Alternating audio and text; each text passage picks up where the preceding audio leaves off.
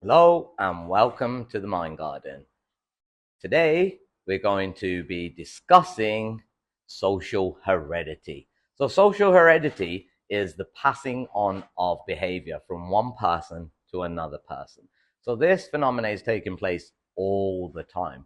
Now, as you can see, we've spoken about mental impressions, mental digestion before we approach social heredity because our mental impressions lead to us having behaviors passed on to us, whether it be by our parents, those people around us. When we go to school, we're very impressionable. We're in a hierarchy, and generally the people at the top of the hierarchy almost set the behavior of the tribe.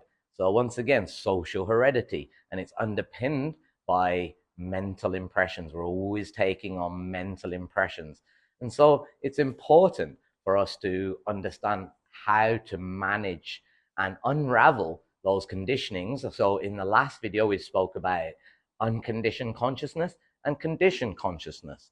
And that's the spiritual science, let's say, spiritual science. We're always being conditioned, and that leads to us taking on certain behavior. And what we'll find, we'll have patterns of behavior as well. Patterns of behavior. We spoke about habits and routines, but that we're going to speak about in future videos. But today it's the phenomena that is social heredity. See in your own life, give yourself a self check and see where some of your behaviors have come from. And you'll start to realize, like, I've picked up a lot of behaviors from my mom, my dad. They're very detailed, very clean, very OCD, some might say. However, if you're in the army, OCD is probably important. So again, once it's relative to looking at where you're coming from, I suppose, isn't it? Like, for me, being a bit detailed rather than calling it OCD is quite important, especially when I'm podcasting, trying to create content. And during the day, I run a digital marketing agency. And so my customers require me to be detailed. So coming back to social heredity, I'm here at Central Birmingham Cricket Academy.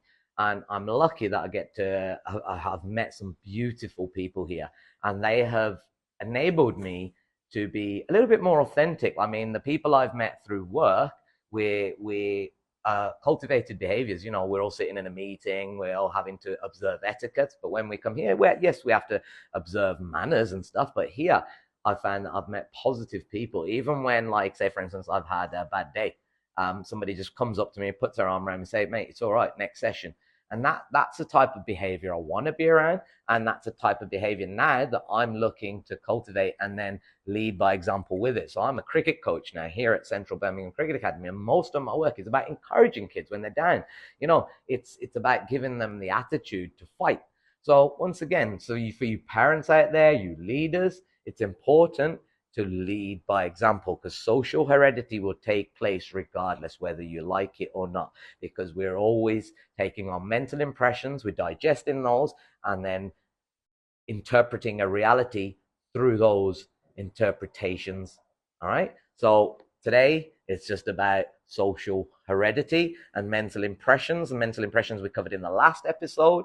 And it's so important for me to keep reiterating those phrases, repeating those phrases. When I'm at cricket, we teach through repetitions. Repetitions leads to a proficiency. And that's the key here, is for me to create these podcasts talking about mental impressions, mental digestion, social status anxiety, these type of terminologies. We need to be used to understanding what they mean, so we can then move on to lectures such as neuroplasticity, how we learn empathy, mirror neurons. That's massive ingredient to neuroplasticity. Dopamine saturation, like I spoke about my sugar addiction.